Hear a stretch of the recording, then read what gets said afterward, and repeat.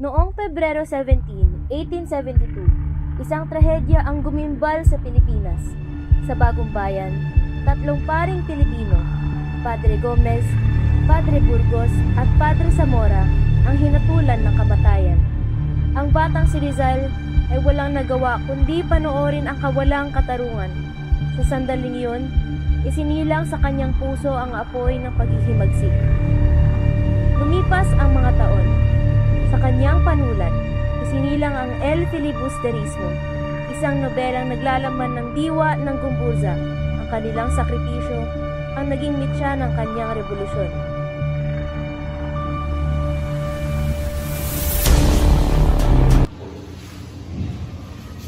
Mga kababayan, ako si Padre Mariano Gomez.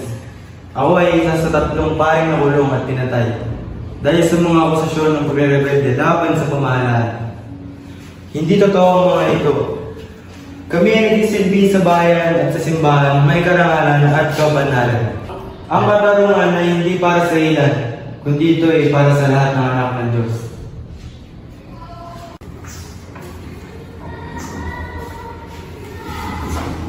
Mga kababayan, ako po si Padre Jose Burgos. Bilang isang pare, hindi ko lamang tungkulin na magbigay ng aral sa aking mga kababayan, kundi itinuring ko na rin responsibilidad na pangalagaan ang kanilang mga karapatan. Ang tunay na pananampalataya ay hindi nagbubulag sa katarungan, kundi nagbibigay ng daan para sa pagkakapantay-pantay. Ako po si Padre Jacinto Zamora. Hindi ko nais na dito ako sa harapan ninyo nagsasalita bilang isang martir. Ngunit dahil sa mga pangyayari, wala na akong magagawa kundi pahit ang katotohanan. Ang ating pananahimik ay hindi nangangahulugan ng pagsuko. Ang ating dugo ang magiging binhi ng kalayaan. Bilang isang pare, ang tungkulin ko ay maglingkod sa Diyos at sa bayan. Hindi ko inaasahan na aking pagmamahal sa bayan ang magiging dahilan ng aking kamatayan. Ang aking hangarin ay mapabuti ang bawat buhay ng mga Pilipino, hindi para magasik ng maguluhan at pag-aaklas. Alam ko sa nakasalukuyang panahon, marami sa ating mga kababayan naghihirap. Walang maayos sa trabaho, walang sapat na edukasyon, at walang maayos na tahanan. Ngunit maraming nakakalimot na ito ay hindi lamang problema ng individual, kundi problema ng buong lipunan.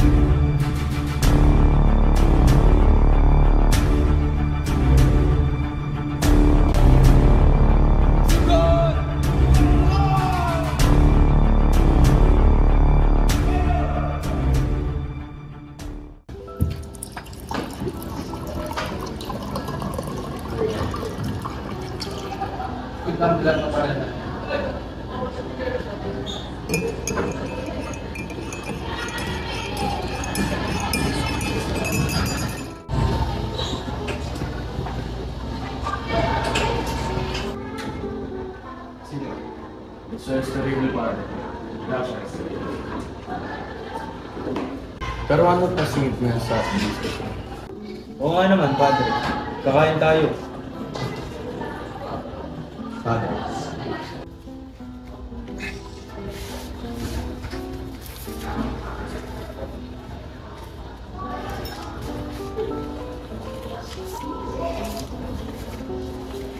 Oh, Diyos ko. panibagong sedula mula sa direksyon de Ultramano ng Espanya. Mga parokya ng Cavite at Antipolo at ibang diocese ng Manila, inilipat sa mga praile. Pero matagal na ito sa mamamahala natin mga segular.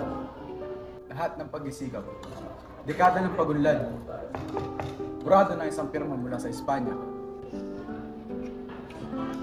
Dahil sa mayayaman nga mga parokya sa Cavite at Antipolo, kaya nila itinagaw. Hindi nila aminin, kaya nila ay kinakalat ang malalaging na istorya.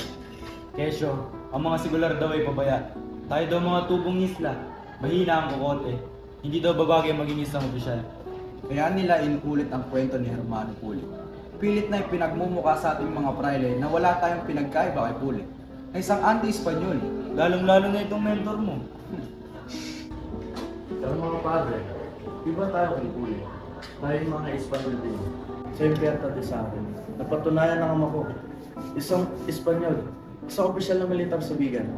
Alam mo padre, kung nabubuhay lang Yan ako ang siya- problema iyo. Samantalang ng mga praile, sila ay Espanyol. Pero tayong mga Kastilang isnilan dito ay hindi tunay na Espanyol.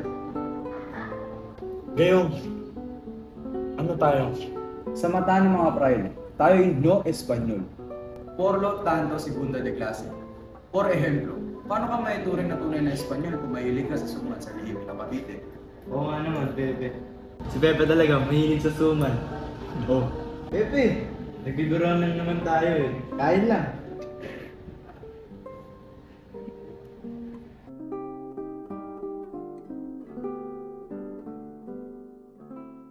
El traspaso de la administración de las parroquias de Antipolo hizo grande revuelo para de los asuntos. Sí, pero necesitamos a este entre José. Masyado na umiingay ang mga reklamo ng mga Indio. Saludos, bichos!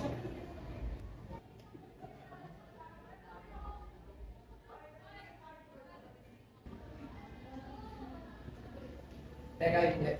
Ilagay mo kami. Sí, de estamos esperamos. Pero c'è comiendo, no c'è comienzo. Te corroja per aspemundos, grupo hermano. Como José María Morelos, el cura que realizó la revolución en México. Isipin ninyo, isang pare, mga padre de presyon sa eleksyon Mexico kontra de Espanya.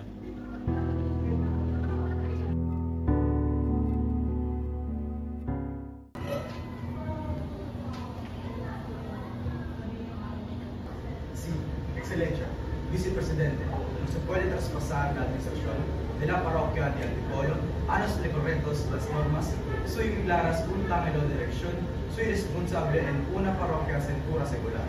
Censura secular me cure, se jubila no se puede traspasar la administración de las parroquias procede en bajo de dirección pura secular la cédula de España. Lo hinde claramente, Vicepresidente.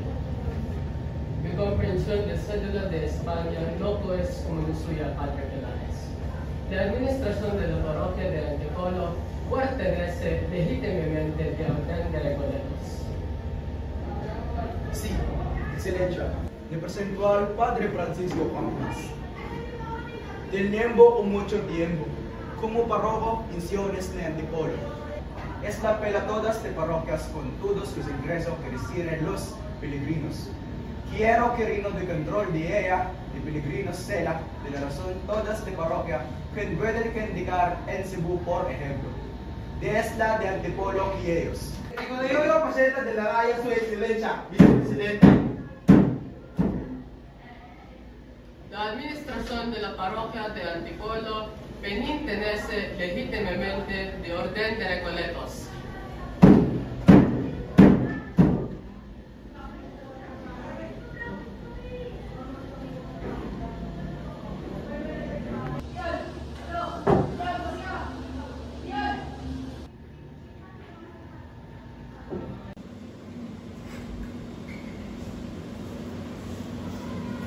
Padre, ano nang gagawin natin yan? May ibang paraan. Mag-iingay tayo. Padre Gomez, sulatan mo ang mga obispo. Padre Burgos, kailangan ka ng tulong mo.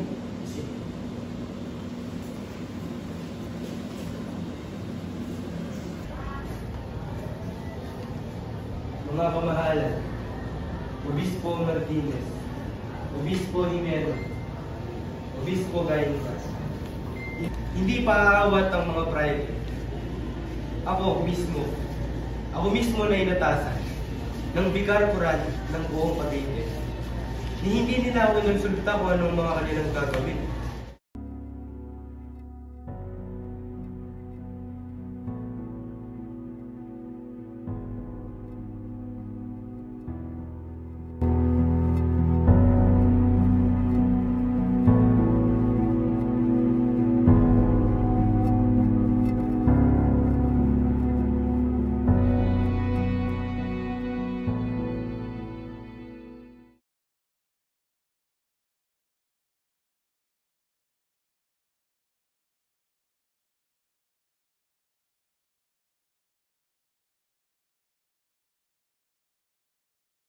¿Quién es? Su Excelencia, mi estudiante, más brillante, el señor José Burgos.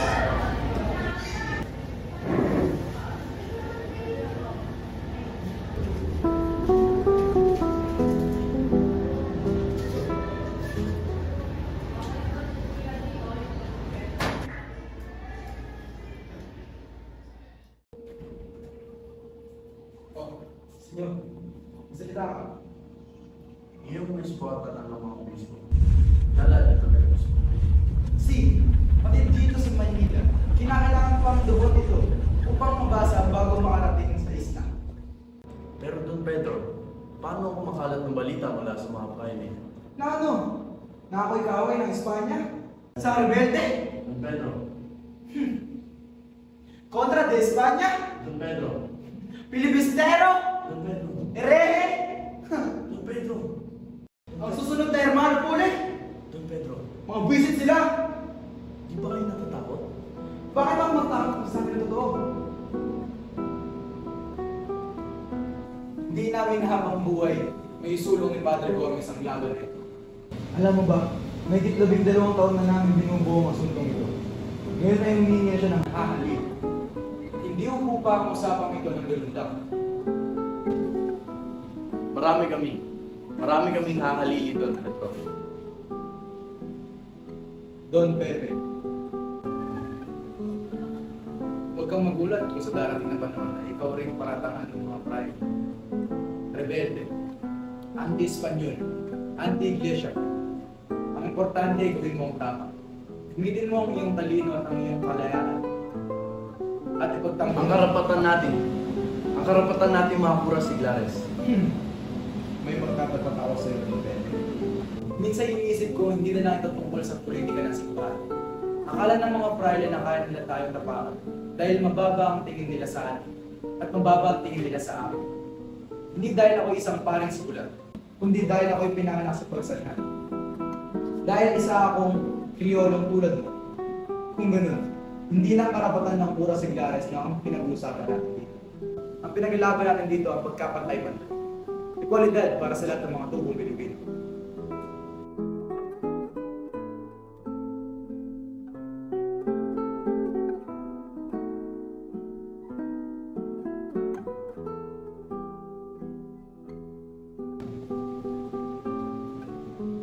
Los Filipinos. Para sa mga Pilipino? Tayo yung mga Espanyol, no? Nakakumpul tayo sa isang kategorya. Iisa ang amoy natin sa kanila. Kung gayon, tayo ay Los Filipinos.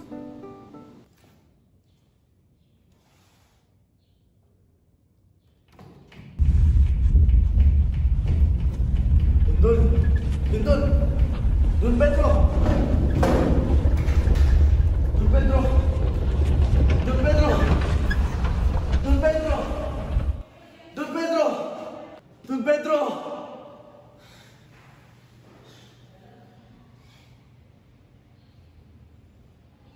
Malaking hereje, Padre Mosqueda.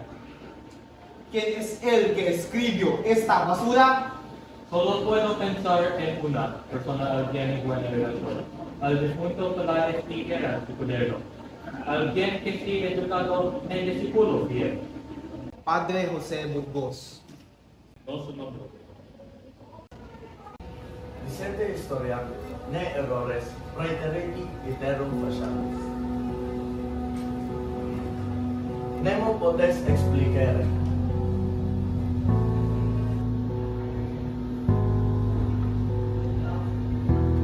Notase es coesio cum intelligendo de ambis. Bueno, dahil explicar. Es pregunta español lingua. Siguro naman masasagutan ninyo ang tanungan. Mas komportable tayo? Sí.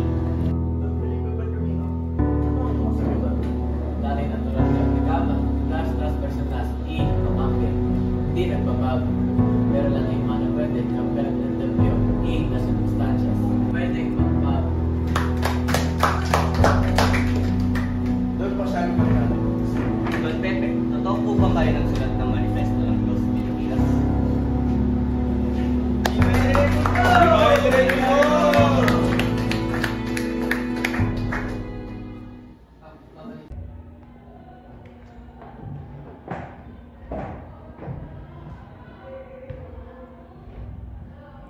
Simulan na natin ang gera. Los Reyes y los Caballeros. El Padre Zamora es mi amigo, aunque él es puro seglar y soy fraile. No tengo ningún interés en la política de la iglesia. Padre Tercera, solo quiero ganar. Yo soy el mismo, pero amigo, pensé que era un conflicto entre los seglares y los frailes. Uganda en las catras. ¿Qué te parece? Por supuesto, esto no es sagrado para un hombre así. Nos tratamos pinturos cup. Spades, hearts, diamond. Tres que 7 to 10 4.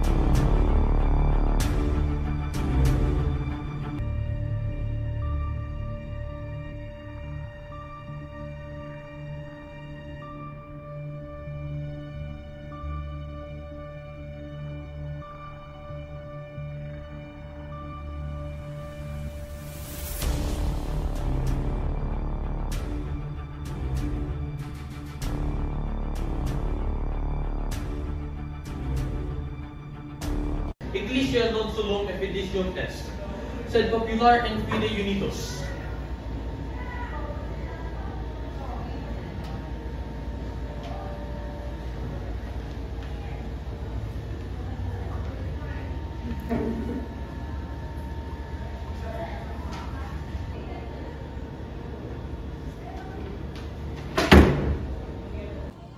Ibagsak ang si Padre.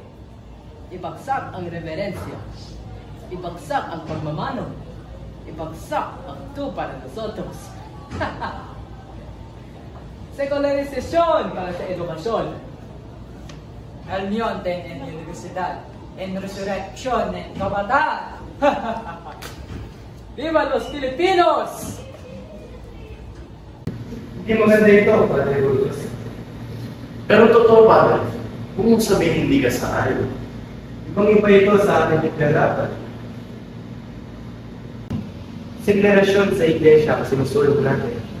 Hindi yung pupagsakin ng mga pray. Matatawag ito ang lugar ng buweta ng universidad. Pero mga Padre, mga kabataan lang ito. Mabuti handa ka na rin. Kung mga estudyante mo, kung magpasimulo nito. Ang mga miyembro ng Biltod de Escolar, sila yung mga disibulo mo. Ano man ang sabihin nila ay nakatresibo sa iyo. Pepe, kung sila bigyan ng panibagong bara para rin sa reputasyon mo. Kailangan lang natin na maintindihan ito ng liberal na pagkakataon ng general sa pangyayari ito. Hindi maganda ito, Pepe. Hindi maganda yan.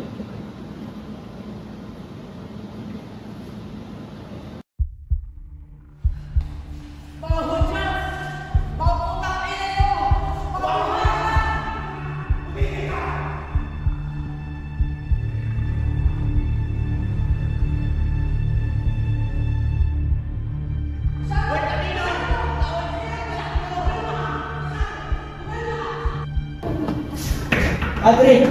Padre! Bakit po siya? Padre! Tanong niyo. Bakit? Ano nangyari po siya? Inaresto si Buendomino. Inamin niya ba mismo? Napilitan siya para hindi na sila lumakot ng iba. Padre, buong akala ko na sa pwersa natin si De La Torre. Hindi tayo nakasiguro. Kung ganon, paano si Buendomino? Maaaring hindi siya papatusin ng kurso niya. At ang kanyang pagkakulong ay maging babala sa lahat ng mga estudyante tulad niya.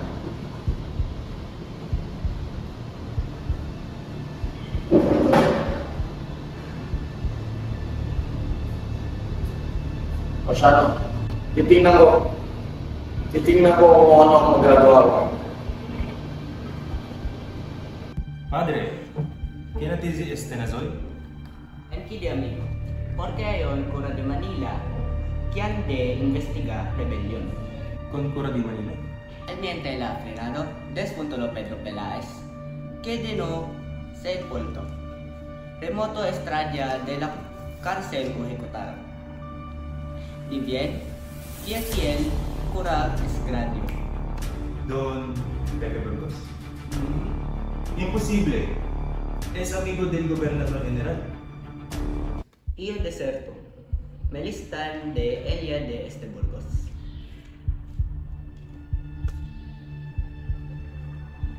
Coto.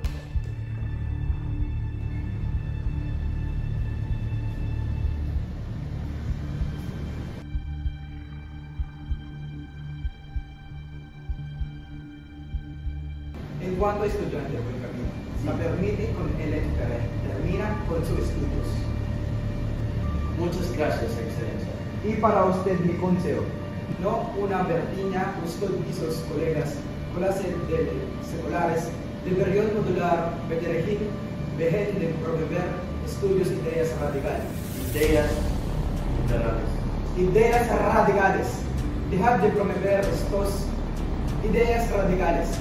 No os papeles de la raya. Sí, Su Excelencia. Padre Burgos, hay otra cosa más sobre lo... Sino ba maniniwala na kasagot tayo sa kaso?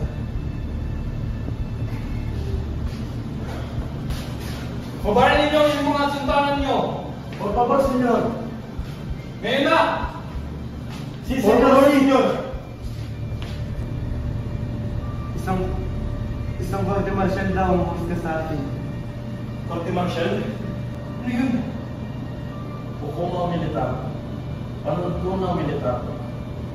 Si Gobernador General. Panigurado siya ang may kasalanan nito. Panigurado hindi niya tayo bibigyan ng ebidensya laban sa atin. Sa madaling salita, manalo ako sa atin. Ang gagawin natin? Hindi ba ikay doktorado? Ikay kayo mo ang depensa? Di ba? Hindi ba? Ang gagawin natin? Ang gagawin na natin? Ang gagawin na natin? Susubukan ko. Panigurado akong wala silang ebidensya laban sa iyo. Sa atin, papakinggan nila ako. Papakinggan nila tayo. Hindi ka sana tumalaw sa bahay, hindi ako tatampot!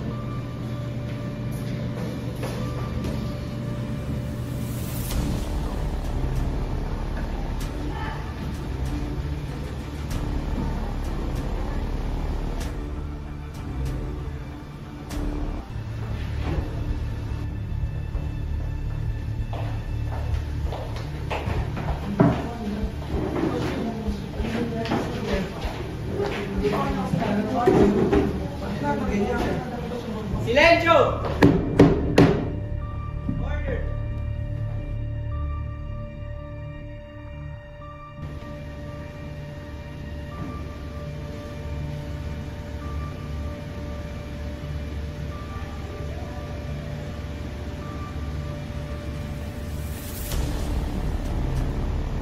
Por la puesta esto.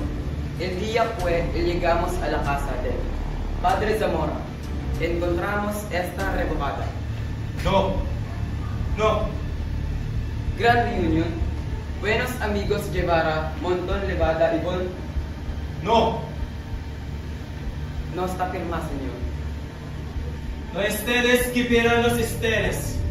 Balas y pólvora significa dinero. Diga esa. Para ipangingi. Thank you, Padre Zamora. Punyeta, sandali, di nyo ko naintindihan! Sandali! Durante los mobrotes, toda la casa, Padre Gómez. Descubrimos más que esta mujer, zona simple, zona para sí, abundante.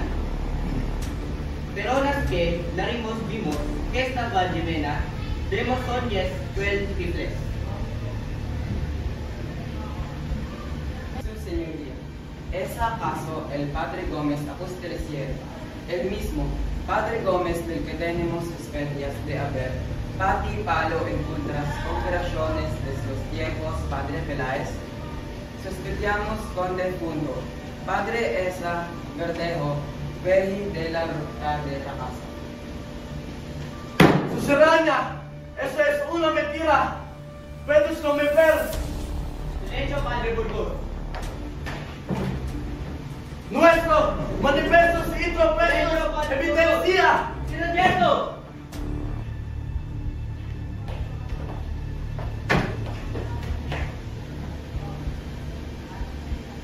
El truco le invita al señor Francisco del Dúa.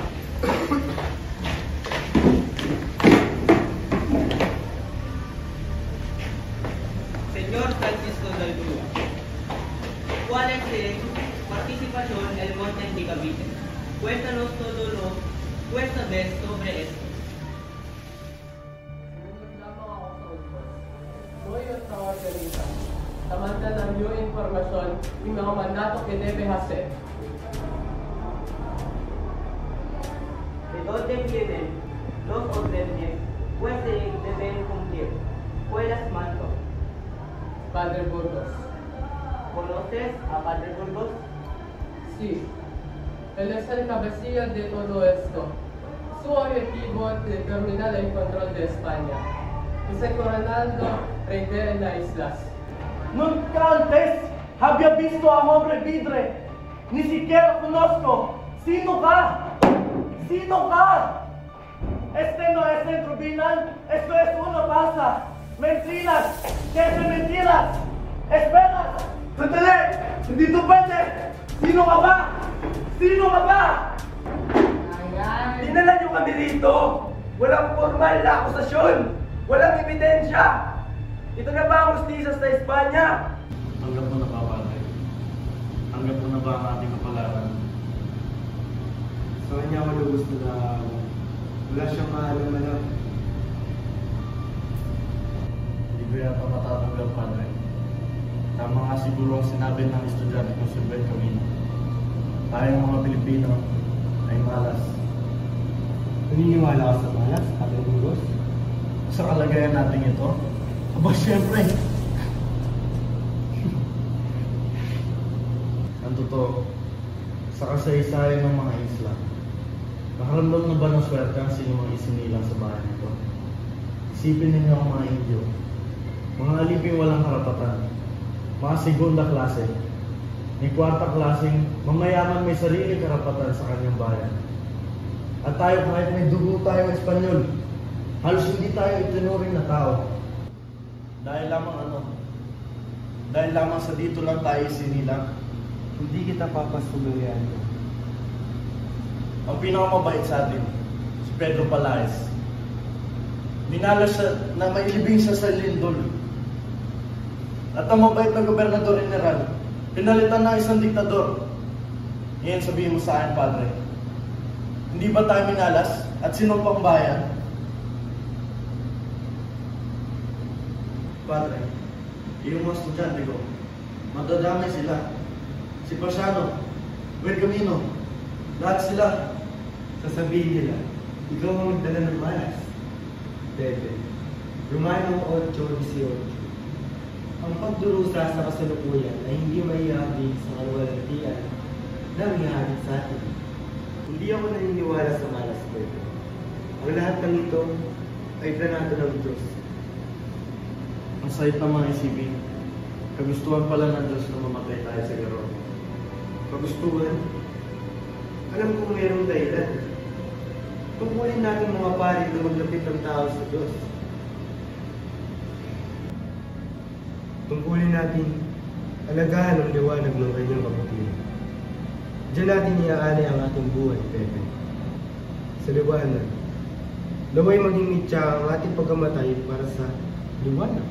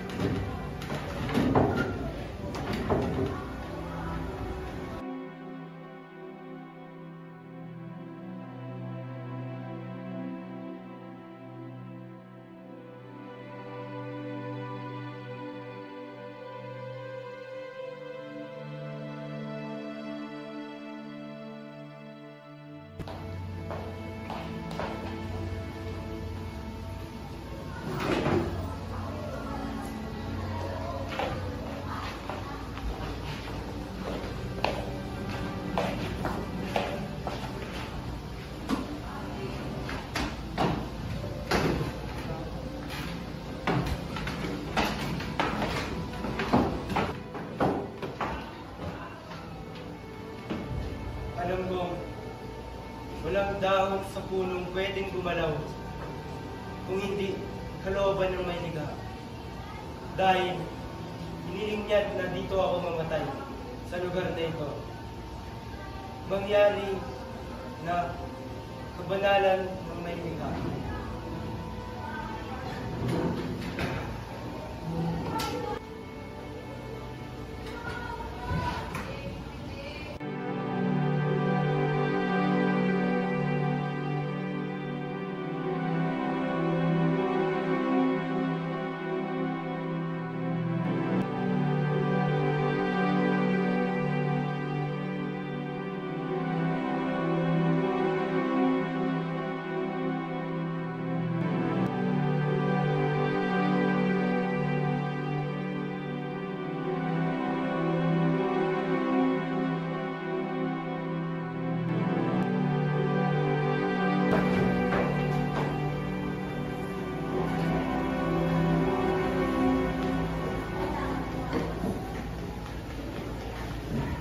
Dakila akong buhay.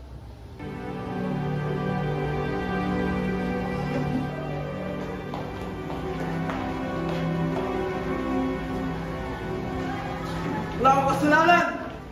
Wala kaming kasalanan!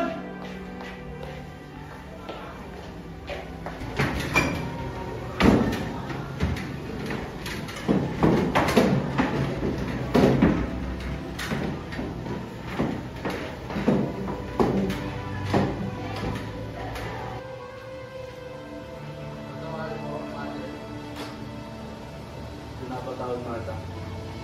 May patawaran din sila. Tulad ng pagpapatawad ko.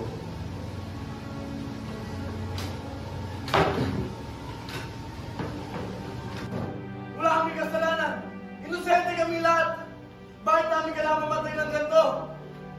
Wala siyang kasalanan! Wala siyang kasalanan! Wala na ba hustisya sa mundo to? Si Cristo rin, inosente.